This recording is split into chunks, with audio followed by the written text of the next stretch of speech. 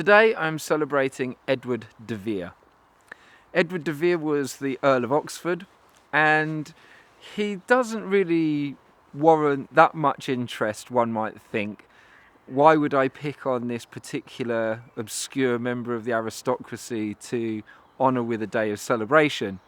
But the reason I've included him in this 365 days of festivals, this genius tree, is because it seems like he is the most likely candidate for the true identity of William Shakespeare.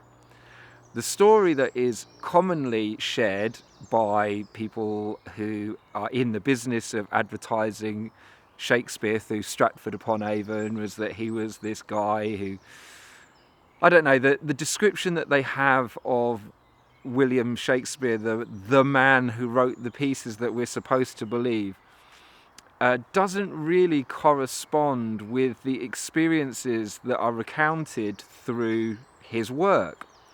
And it turns out that Edward de Vere had a life story that really helps to contextualize a lot of the things that goes on in the plays. He was someone who frequented the royal courts, that knew about the comings and goings, the jealousies, the rivalry, and the interbreeding and the fights that happened in those higher echelons of society at that time. And he had to write through a pen name to be able to have access to those worlds and tell the stories of those worlds without giving himself away.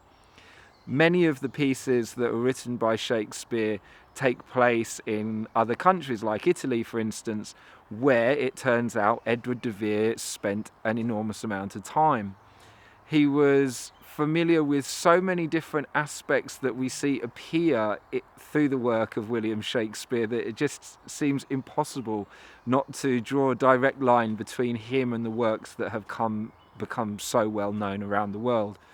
I am personally a lover of William Shakespeare. I've always loved his poems, but it was later on in life when the Globe Theatre first started up and was putting on incredible performances of his plays in original setting, without any special effects, without any specialized costumes, under candlelight. It was just so incredible to see those plays as they were meant to be performed, and so moving, so much more powerful than I had imagined. I'd obviously seen school performances of Shakespearean plays when I was younger, and it just didn't come anywhere close to seeing, the best actors really delivering it in a way that was true to the original. It's amazing how the language can be so different to the English that we speak, and yet still be able to understand and have so much conveyed. And of course, it always helps to have a bit more background information on the work that you're seeing.